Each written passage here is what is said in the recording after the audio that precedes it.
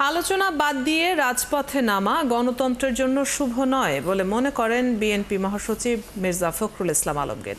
বৃহস্পতিবার তিনি আরও বলেন, নির্বাহী আদেশে কোনো দলের নিষিদ্ধ করার পক্ষে নয় বিএনপি।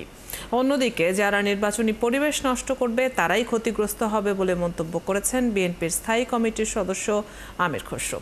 বিস্তারিত মাহিলা ইসলামের রিপোর্টে। যতই নির্বাচনের সময় ঘনিয়ে আসছে ততই বাড়ছে নির্বাচন কেন্দ্রিক নানান ধরনের জটিলতা। সন্ধ্যায় সিঙ্গাপুর থেকে ৮ দিনের সফর শেষে দেশে ফিরেন বিএনপি মহাসচিব মির্জা ফখরুল ইসলাম আলমগীর। বিমানবন্দরে সাংবাদিকরা ইসলামী কয়েকটি দলের কর্মসূচি নিয়ে তাকে প্রশ্ন করেন। তিনি বলেন, আলোচনা বাদ দিয়ে রাজপথে নামা গণতন্ত্রের জন্য শুভ নয়। আলোচনা তো শেষ হয়নি, এখন আলোচনা চলছিল। আলোচনা চলা অবস্থায় এই ধরনের কর্মসূচির অর্থই হচ্ছে যে একটা অহেতুক একটা চাপ সৃষ্টি করা, যেটা আমি মনে করি যে গণতন্ত্রের জন্য শুভ নয় এবং সঠিক সিদ্ধান্ত নেওয়ার ব্যাপারেও শুভ নয়। তিনি আরো বলেন, কোনো দল নিষিদ্ধ করা বিএনপি সমর্থন করে না। আগেও বলেছি, এখনো বলছি যে আমরা কোনো রাজনৈতিক দলকে নিষিদ্ধ করার পক্ষে নই। এদিকে দুপুরে গণ অধিকার পরিষদের সভাপতি নুরুল হক নূরকে দেখতে যান বিএনপির স্থায়ী কমিটির সদস্য আমির খসরু। এ সময় তিনি বলেন, কেউ নির্বাচনী পরিবেশ নষ্ট করতে চাইলে তারা ক্ষতির মুখে পড়বে। নির্বাচনের সাথে কোন পার্টির কি দাবি দেওয়া এটা কোনো সম্পর্ক নাই।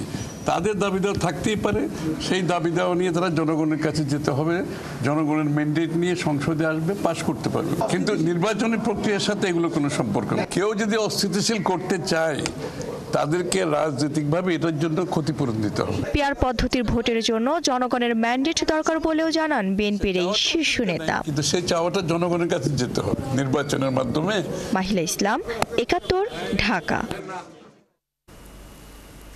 পিআর পদ্ধতিতে নির্বাচনের দাবিতে বিক্ষোভ সমাবেশ করেছে জামায়াতে ইসলামী সহ ৭টি দল। বৃহস্পতিবার সমাবেশে নেতারা হুঁশিয়ারি দেন, দাবি মানা না হলে তারা রাজপথে থাকবেন। বায়তুল মোকাররম মসজিদ দক্ষিণ গেটে জামায়াতের সেক্রেটারি জেনারেল বলেন, সরকার শুভঙ্করের ফাঁকি দেওয়ার চেষ্টা করছে। আরও জানাচ্ছেন ফরহাদ ইবনে মালিক। জুলাই সনদের ভিত্তিতে জাতীয় নির্বাচন সহ ৫ দফা দাবিতে সমাবেশের পর মিছিল করে জামায়াত ইসলামী। মিছিলটি বায়তুল মোকাররম মসজিদের দক্ষিণ গেট থেকে শুরু হয়ে মৎস্য ভবনে শেষ হয়। এ সময় দলটির নেতাকর্মীরা পিআর পদ্ধতি সহ জুলাই সনদের আইনি ভিত্তির দাবির পাশাপাশি বিভিন্ন স্লোগান দেয়। মিছিলের আগে সমাবেশে দলটির নেতারা অভিযোগ করেন, সরকার তাদের শুভঙ্করের ফাঁকি দেওয়ার চেষ্টা করছে। আলোচনার পাশাপাশি আন্দোলন চলবে বলেও হুঁশিয়ারি তাদের।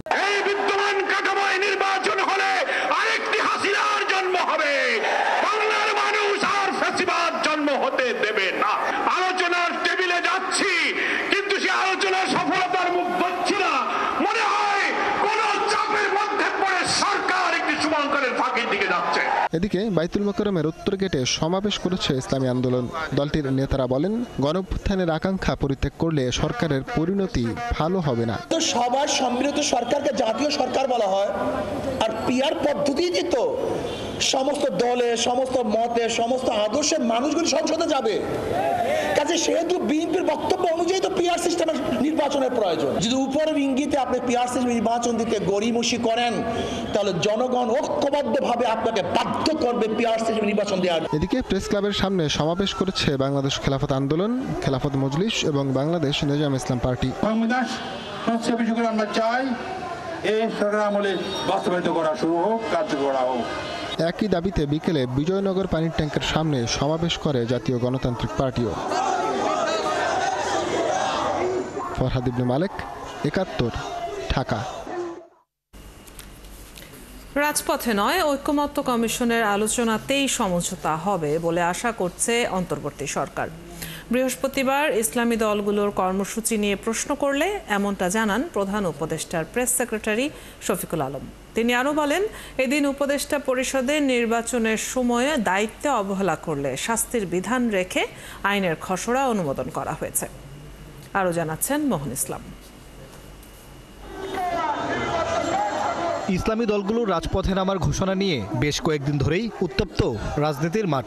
বৃহস্পতিবার বিকেলেই শোডাউন করেছে জামায়াতে ইসলামী, ইসলামী আন্দোলন সহ 7টি রাজনৈতিক দল। জুলাই সনদের আইনি ভিত্তি, পিআর পদ্ধতির ভোটসহ 5 দফা দাবি ইসলামী দলগুলোর। জাতীয় ঐক্যমত্য কমিশনেও এসব নিয়ে আলোচনা চলছে।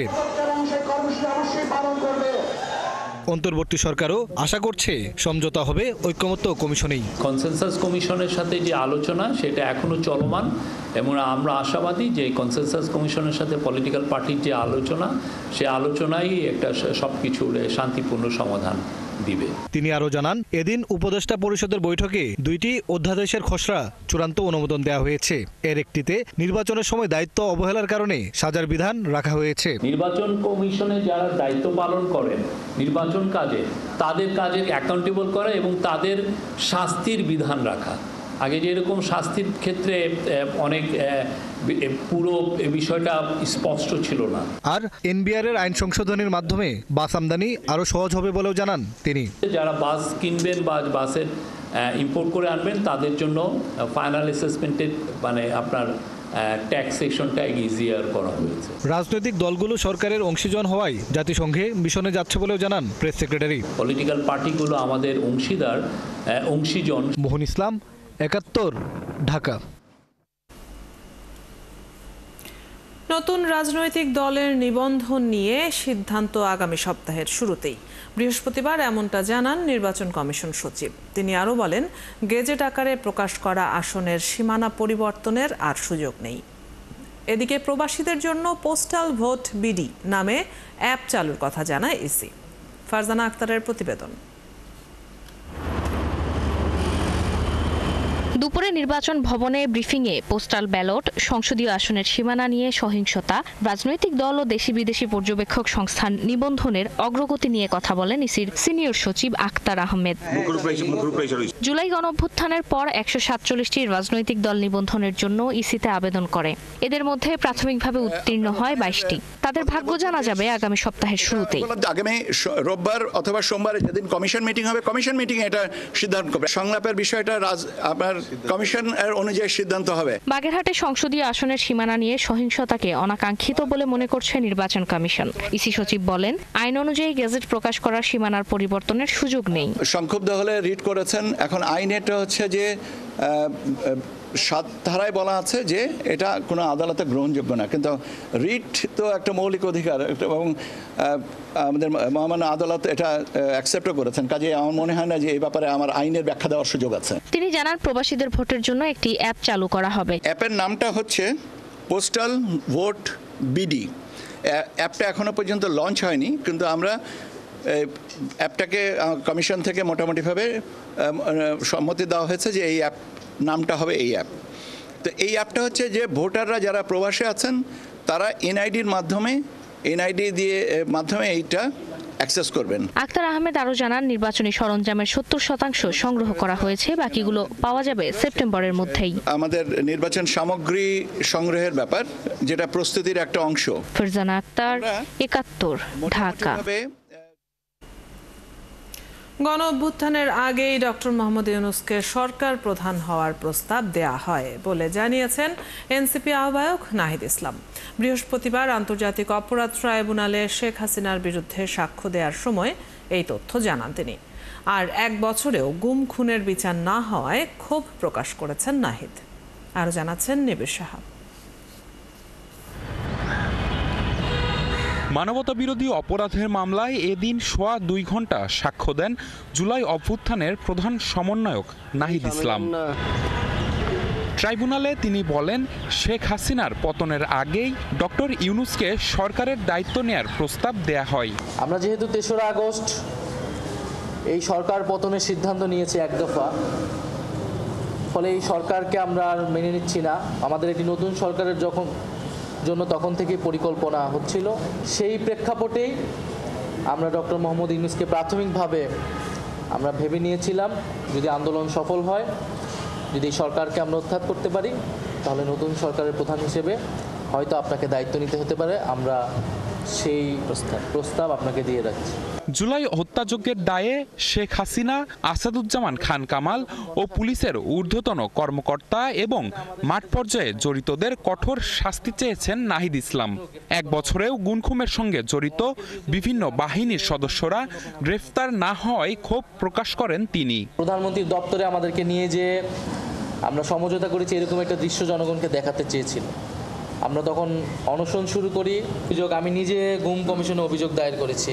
আমি আজকেও এখানে নাম সহ উল্লেখ করেছি। রামপুরা, বাড্ডা সহ বিভিন্ন জায়গায় যে সকল সেনা কর্মকর্তা অফিসাররা গুলি চালিয়েছে, তাদেরকে কেন গ্রেফতার করা হচ্ছে না? পরে চিফ প্রসিকিউটর বলেন, শীর্ষ সমন্বয়ক নাহিদ কিভাবে আন্দোলন দেখেছেন তারই বর্ণনা দিয়েছেন।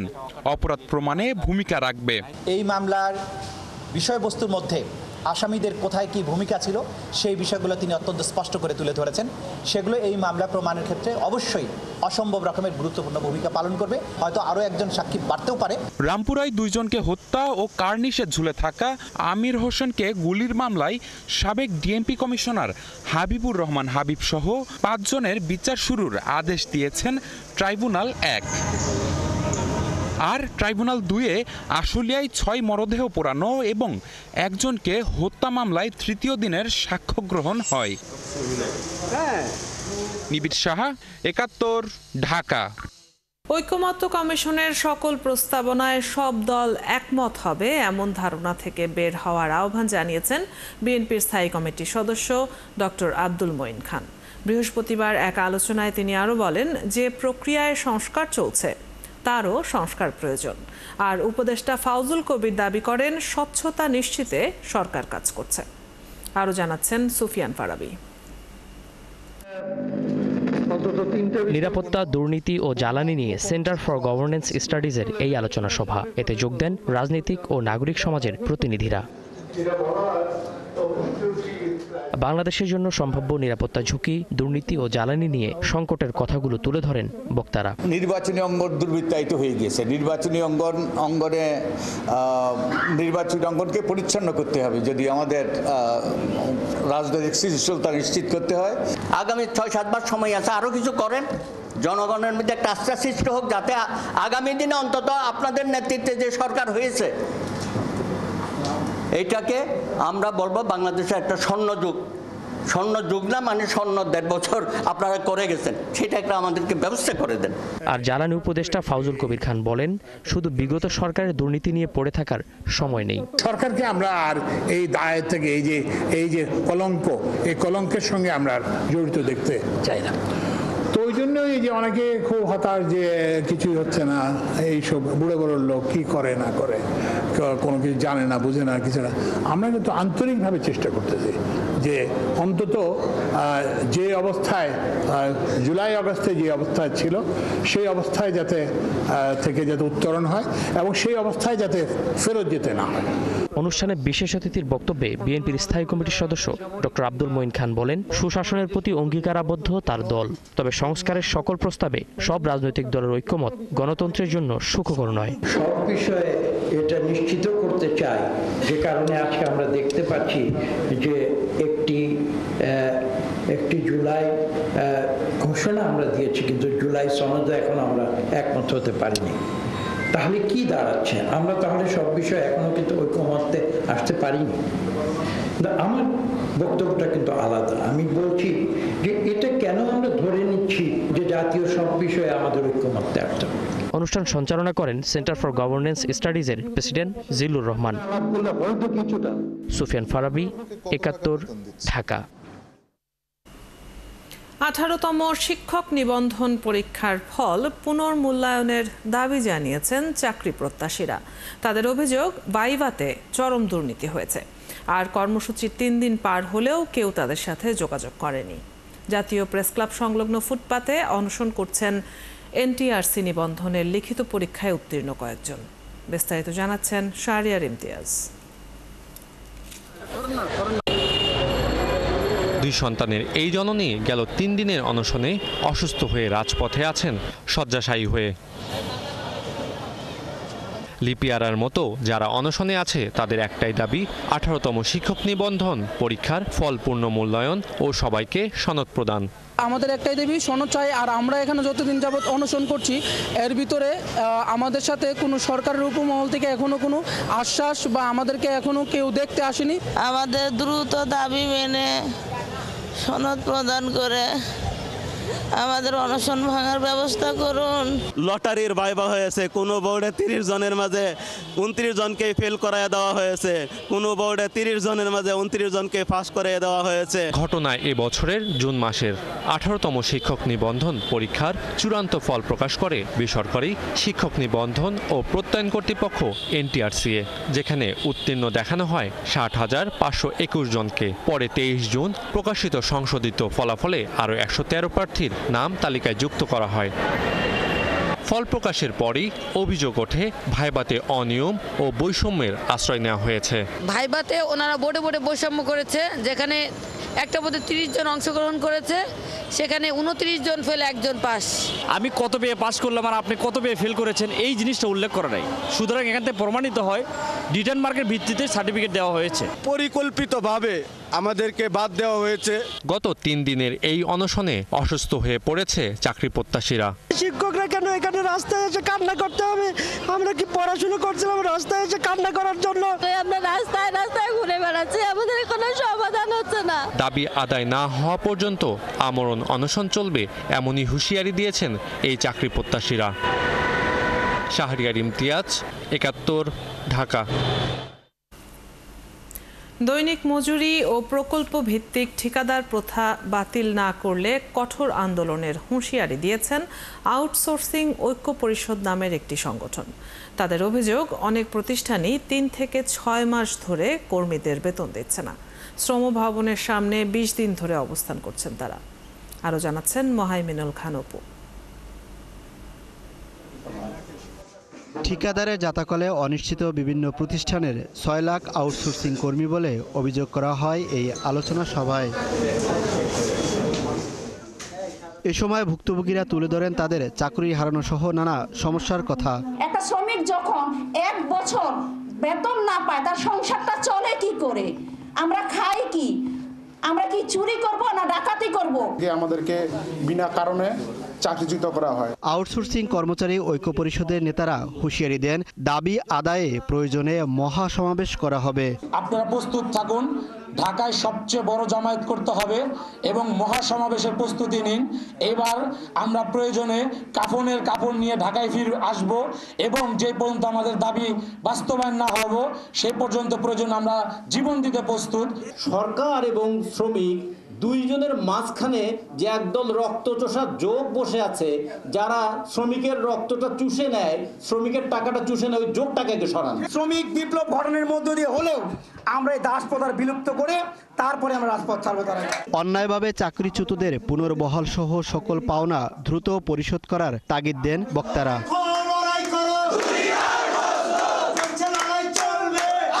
মোহাইমিনুল খান অপু, 71, ঢাকা। অবিরাম বৃষ্টি আর উজানের ঢলে বিভিন্ন জেলার নদ নদীর পানি বাড়ছে। কুড়িগ্রামে তিস্তা ও দুধকুমারের পানি বেড়ে প্লাবিত হয়েছে তীরবর্তী নিচু এলাকা সহ চরাঞ্চল। তলিয়ে গেছে আমন সহ বিভিন্ন ফসলের ক্ষেত। এই অবস্থায় ক্ষতির মুখে পড়েছেন চরের চাষিরা। এদিকে পানি উন্নয়ন বোর্ড থেকে জানানো হয়েছে পানি এখনো বিপদসীমার নিচেই রয়েছে। সহকর্মীদের তথ্য ও ছবিতে প্রতিবেদন। কুড়িগ্রামে টানা বৃষ্টি আর উজানের ঢলে নদ নদীর পানি প্রবাহিত হচ্ছে বিপদসীমার সামান্য নিচে।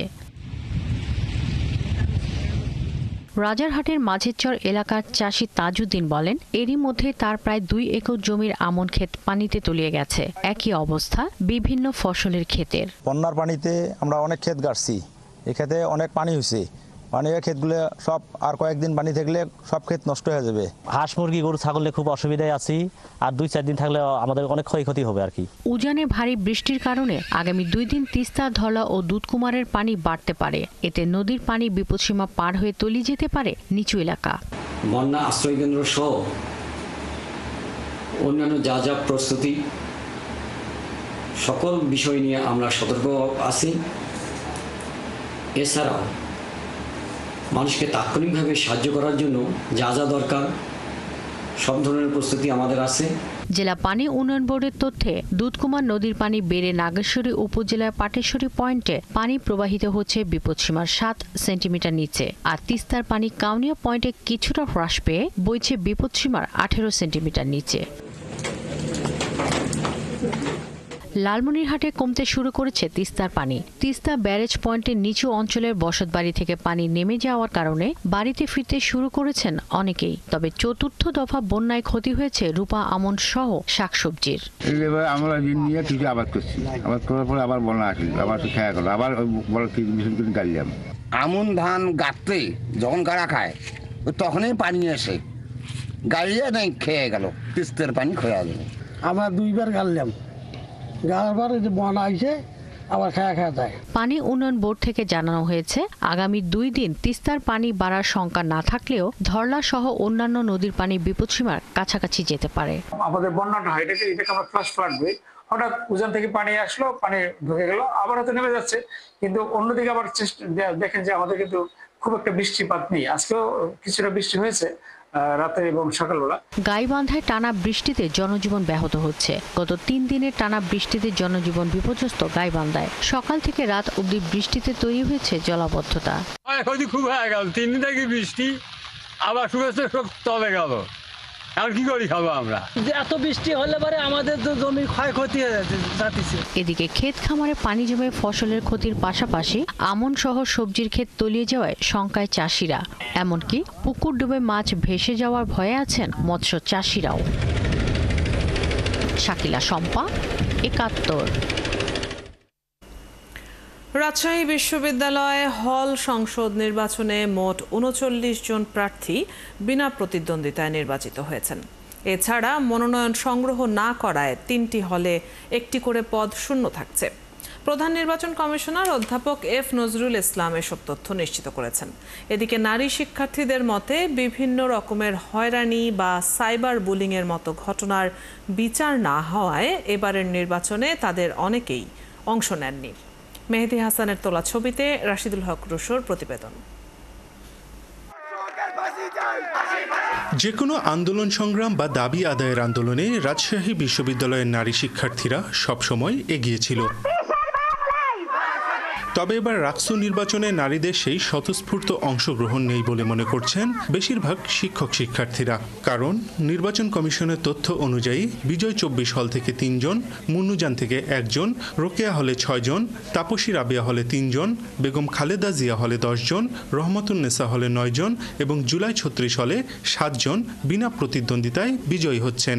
আর রোকেয়া হল, জুলাই 36 ও রহমতুন্নেসা হলে নির্বাহী সদস্য পদে 1টি করে মোট 3টি পদে কেউ মনোনয়নপত্রই নেননি, যে কারণে পদগুলো শূন্য থাকছে। মোট ৩৯ জন বিনা প্রতিদ্বন্দ্বিতায় নির্বাচিত হয়েছেন।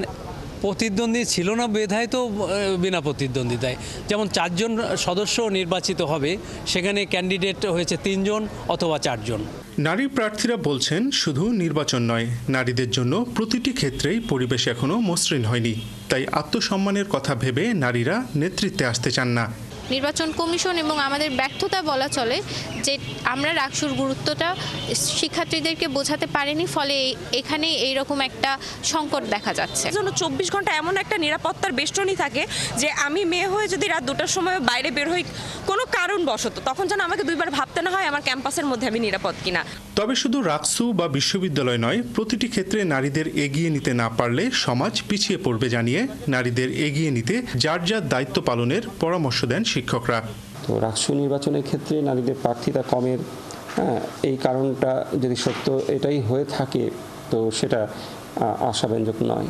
যদিও নারী শিক্ষার্থীরা অনলাইন বা সরাসরি হেনস্থার শিকার হলে বেশিরভাগ ক্ষেত্রে অভিযোগ দিতে চান না বলে জানান রাজশাহী বিশ্ববিদ্যালয়ের প্রক্টর।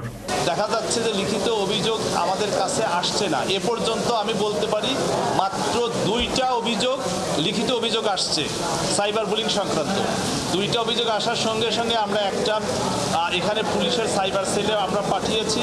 রাকসু নির্বাচনে ভিপি, জিএস, এজিএস সহ বিভিন্ন পদে মোট 34 নারী প্রার্থী প্রতিদ্বন্দ্বিতা করছেন। রাশিদুল হক রুশো, ৭১, রাজশাহী।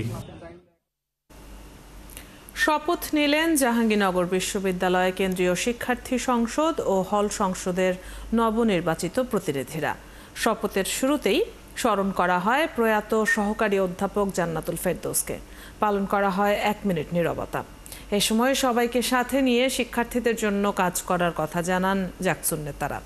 আর নির্বাচনে কারচুপি হয়নি জানিয়েছে বিশ্ববিদ্যালয় প্রশাসন।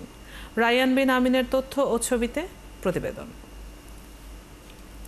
অর্পিত দায়িত্ব সততা ও নিষ্ঠার সঙ্গে পালন করব। ৩৩ বছর পর শপথের মধ্য দিয়ে জাহাঙ্গীরনগর বিশ্ববিদ্যালয়ে শুরু হলো ছাত্র প্রতিনিধিত্ব। বৃহস্পতিবার বিকেলে সিনেট হলে জাকসুর নবনির্বাচিত প্রতিনিধিদের শপথ পাঠ করান উপাচার্য ও জাকসুর সভাপতি অধ্যাপক ডক্টর কামরুল আহসান। এ সময় কেন্দ্রীয় 25 পদের মধ্যে ভিপি জিএস সহ 24 জন শপথ নেন। ক্রীড়া সম্পাদক মাহমুদুল হাসান কিরণ দেশের বাইরে থাকায় অনুষ্ঠানে অংশ নিতে পারেননি। শপথের শুরুতেই স্মরণ করা হয় চারুকলা বিভাগের প্রয়াত সহকারী অধ্যাপক জান্নাতুল ফেরদৌসকে, যিনি জাকসু নির্বাচনের ভোট গণনার কাজে অংশ নিতে গিয়ে মারা যান। শপথ শেষে নেতাদের ফুল দিয়ে বরণ করে নেন বিশ্ববিদ্যালয়ের উপাচার্য। এ সময় সবাইকে সাথে নিয়ে কাজ করার কথা জানান জাকসুর নেতারা। একই সাথে যারা বাধা হয়ে দাঁড়াবে তাদের বিরুদ্ধেও হুঁশিয়ারি দেন তারা। আমরা পরিষ্কার ভাষায় বলে দিতে চাই, শিক্ষার্থীদের অধিকারের প্রশ্নে, শিক্ষার্থীদের স্বার্থের প্রশ্নে এবং জাহাঙ্গীরনগর বিশ্ববিদ্যালয়ের স্বার্থের প্রশ্নে যে বা যারাই বাধা হয়ে দাঁড়াবে তাদের বিরুদ্ধে আমরা এমন দুর্বার আন্দোলন গড়ে তুলব যা অতীতে জাহাঙ্গীরনগর বিশ্ববিদ্যালয়ে তারা কখনো দেখেনি। আমরা আমাদের সর্বোচ্চ আন্তরিকতা দিয়ে শিক্ষার্থীদের অধিকার আদায়ের ক্ষেত্রে তাদের পাশে দাঁড়াবো। আমরা এই বিশ্ববিদ্যালয় প্রশাসনকে সর্বোচ্চ সহযোগিতা করব যেন শিক্ষার্থীরা তাদের অধিকার ফিরে পায়। দীর্ঘদিন পর সিনেটে শিক্ষার্থীদের প্রতিনিধি আশাকে ইতিবাচক হিসেবে দেখছেন বিশ্ববিদ্যালয়ের উপাচার্য অধ্যাপক ডক্টর কামরুল আহসান। আপনারা কোনো মাধ্যমে নয়, আপনারা নিজেরাই সেই বডির একজন সদস্য হিসাবে আপনারা সিনেটে আইন প্রণয়ন করার দায়িত্ব পালন করবেন। শিক্ষার্থীদের শিক্ষা এবং স্বাস্থ্যের মতো গুরুত্বপূর্ণ এই যে সোশ্যাল সাস্টেনেবিলিটির যে ইস্যুগুলো রয়েছে সেগুলো নিয়ে আপনারা একেবারেই প্রতিজ্ঞাবদ্ধ থাকবেন। শপথ গ্রহণ অনুষ্ঠানে উপস্থিত ছিলেন জুলাই গণ অভ্যুত্থানে সাভারে শহীদ শ্রাবণ গাজী ও আলিফের পরিবারের সদস্যরা। এছাড়া 21টি হল সংসদে জয়ীদের শপথ পাঠ করান হলের প্রভোস্ট সহ শিক্ষকরা। হাসিবা আলী বর্ণা, 71। চিটাগং ইন্ডিপেন্ডেন্ট ইউনিভার্সিটিতে শুরু হয়েছে আন্তঃবিশ্ববিদ্যালয় ডিজিটাল মার্কেটিং প্রতিযোগিতা ডিজিটেক্ট 2025। চলবে 25 সেপ্টেম্বর পর্যন্ত। CIU বিজনেস স্কুলের ইন্ডিপেন্ডেন্ট মার্কেটিং ক্লাব এই আয়োজন করে। বৃহস্পতিবার উদ্বোধনী অনুষ্ঠানে প্রধান অতিথি ছিলেন বিশ্ববিদ্যালয়ের উপাচার্য অধ্যাপক ডক্টর MM নুরুল আফসার। প্রথম দিন অনুষ্ঠিত হয় ওয়ার্কশপ। আয়োজকরা বলেন, বিশ্বের কর্পোরেট চাহিদার সঙ্গে তাল মিলিয়ে চলতে শিক্ষার্থীদের ডিজিটাল স্কিল ও বাস্তব জ্ঞান অর্জনে সহায়তা করবে এই আয়োজন। প্রতিযোগিতার 3 রাউন্ডে মার্কেটিং কৌশল, ব্র্যান্ড স্ট্র্যাটেজি এবং ডিজিটাল ক্যাম্পেইন পরিকল্পনা উপস্থাপন করবে প্রতিযোগীরা। এই উদ্যোগের স্পন্সর ইস্টার্ন ব্যাংক লিমিটেড। ভারতের জলসীমায় অনুপ্রবেশ করায় 13 বাংলাদেশিকে গ্রেপ্তার করেছে দেশটির কোস্টগার্ড। একই সঙ্গে তাদের ট্রলারও জব্দ করা হয়েছে। বুধবার ভোরে 13 বাংলাদেশিকে গ্রেপ্তার করে ভারতীয় কোস্টগার্ডের জাহাজে আনা হয়। এ সময় তারা পেশায় মৎস্যজীবী বলে দাবি করেন। জব্দ করা ট্রলারটি ভারতীয় অংশে সুন্দরবনের ফ্রেজারগঞ্জে নিয়ে আসা হয়েছে। গ্রেপ্তার বাংলাদেশিদের মধ্যে অনেকের বাড়ি বাগেরহাটের পূর্ব চণ্ডীপুরে, এছাড়া কয়েকজনের বাড়ি ফিরোজপুর ও জিয়ানগরে বলে জানা গেছে।